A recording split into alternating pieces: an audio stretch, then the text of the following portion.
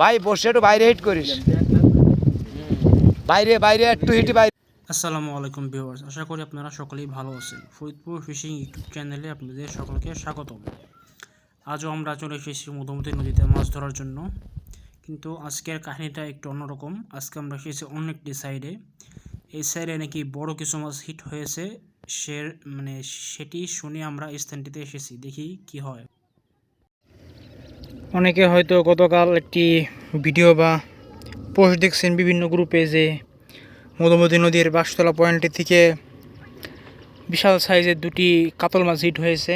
আজকে আমরা সেই পয়েন্টে আইছি। এই যে ওই যে এক লোক বইছে, ওই পাশে একজন, তার ওই পাশে আরও একজন। এখানে সুন্দর একটি গোলার মতো আছে, এখানে নাকি অনেক বড় বড় মাছে ওয়াশ করে। সকালে কয়েকটি মাছ ওয়াশ করলেও এখন পর্যন্ত কোনো মাছ পাইনি আমি। ওই লোকটি বেশ বড় সাইজে একটি কালীবাউস পাইছে এবং উন্ডাও মাছ পেয়েছে, কিন্তু আমি এখনও কোনো হিট পাই না। আমি আসছি একটু লেট করে 10:30টার দিকে। এই স্ট্যান্ডটিতে আপনারা সকলে আসতে পারেন। এটা হলো ফরিদপুরের বলমারী আলফাডাঙ্গা উপজেলার চন্নারান্দিয়ার পাশে, পাচরিয়া ইউনিয়ন, বাঁশতলা বাজার, এখানে এই মধুমতি নদী। এখানে ভালো পরিমাণ মাছের আনাগোনা আছে, ইনশাল্লাহ একটা হিট পাবো, সকলে দোয়া করবেন। কাতল মাছের জন্য সুন্দর একটি লাড্ডু টোপ তৈরি করলাম, অলরেডি একটা ফেলাইছি। একটা ছিপ এই কিনারে রেখে দিয়েছি, কারণ ওইটা হলো কি আমার সুতা অনেক কম, কিনারে প্রচুর বস্তা বলে আমাদের অনেক দূরে আর কি থ্রো করতে হয়, এর জন্য আর কি রেখে দিয়েছি। তিনটা ছিপ ফেলছি, একটা লগে লাড্ডু আর দুইটা লগে ডিম রুটি। এখন আদারটা চেঞ্জ করব, এই যে আদার।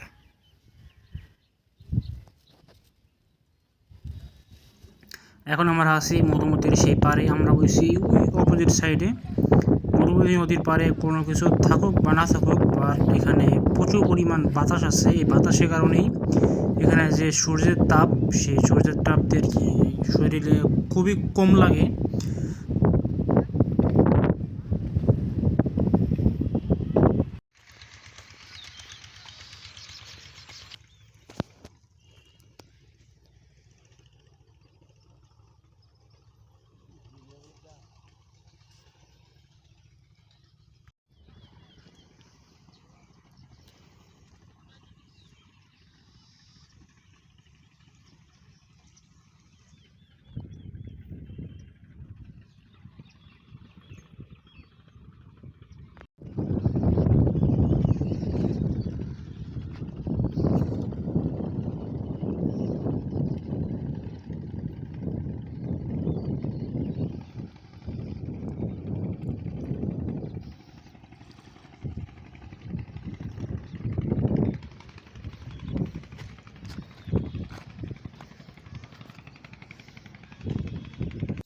এত সুন্দর পরিবেশে কি বলবো, মাছ ধরার মজাটাই অন্যরকম।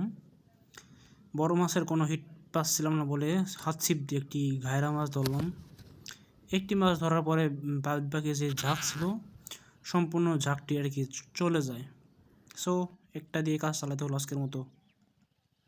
নদীর এই স্থানে প্রচুর পরিমাণ আর কি বস্তা ফেলানো আছে। সো বড়শি যখন টানবেন আপনারা, বা আমি যখন আর কি দেখতে পাচ্ছেন যে ছিপটা আর কি উঁচু করে জোরে টান দিতেছে, কারণ যদি সুতাটা লুজ হয় তাহলে আর কি বস্তায় বড়শিগুলো আর কি পেঁচে যায়, এবং বড়শি যদি একবার বস্তায় পেঁচে যায়, পরবর্তীতে সেটি আর কোনো সম্ভাবনাই নাই যে সেটি কোনো দিন ছুটে আসবে।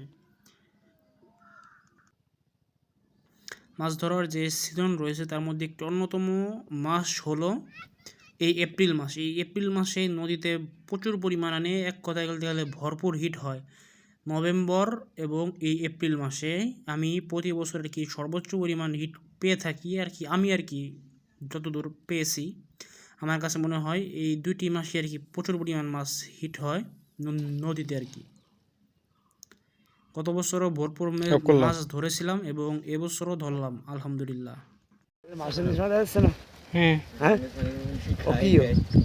ওই যে মাছের নিশানা না বুড়বুড়ি দেখলাম উঠলো হ্যাঁ হ্যাঁ ওই আমার মাছ ও যত যাই কিছু আমি কইছি এটা মাছ ঢুকছে ঢুকছেই বুড়বুড়ি দেখলাম উঠতেছে। হ্যাঁ ওই যে ওই যে ওই যে ওই যে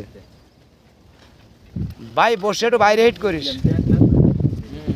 বাইরে বাইরে একটু হিটি বাইরে, একবারে সোজা লং হালকা পূব উত্তর কোনায় দৌড়ায় পারিস, উত্তরের ভাগ বেশি। তোমার মোটামুটি তোমার হ্যাঁ শিবির মাথা সোজা, আর শিবির মাথা সোজা জোরে।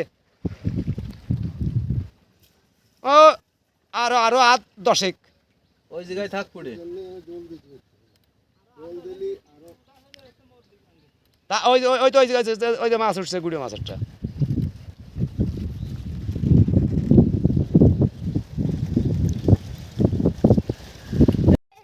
একটু আগে এই যে লোকটি বলল মানে সে একজন অভিজ্ঞ শিকারী ছিল এবং তারা এই স্থানটিতে চার করছে এবং চারে প্রচুর পরিমাণ জিম ছাড়ছিল অথবা ছোটো ছোটো বুকবুক উঠতেছিল। সেই অনুযায়ী ওই লোকটি বললেন এখানে নাকি বড় মাছ আর কি ভিড়ছে অথবা এসেছে, তার জন্য আর কি আমি তাদের এখানে বসে বসে দেখতেছিলাম কোনো বড় মাছের হিট হয় কিনা এবং তাদের ভিডিও নিচ্ছিলাম। সো দেখতে থাকেন।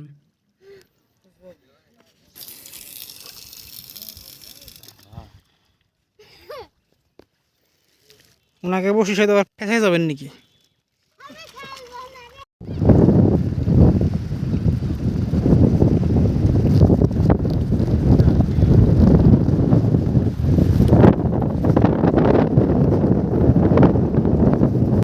সো ভিউয়ার্স, এই হলো নদীর অবস্থা। একটু আগে দেখতে পেলেন কি সুন্দর রোদুজ্জ্বল দিন, মানে সকাল শুরু হয়েছিল। এ হলো 1টা থেকে 1টার দিকের কাহিনী।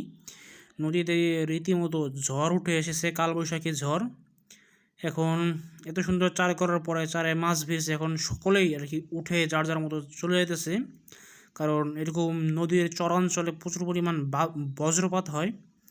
এখন একটি মাছের জন্য একটি জীবন দিয়ে তো লাভ নেই, এর জন্য আমিও চলে যাব। চলে যেতে ইচ্ছা করছিল না, বাট তাও চলে যেতে হলো। এখন আমাদের বাসা চলে যাওয়া ছাড়া কোনো উপায় নাই। এই পরিমাণ বাতাস, সব শিকারীরা উঠে গেছে, নদী সমুদ্রে পরিণত হয়েছে। আজকে আর মাছ ধরা কন্টিনিউ করা যাচ্ছে না। সো ভিডিওটি ভালো লেগে থাকলে অবশ্যই চ্যানেলটিকে লাইক এবং সাবস্ক্রাইব করে পাশে থাকবেন। ধন্যবাদ সকলকে।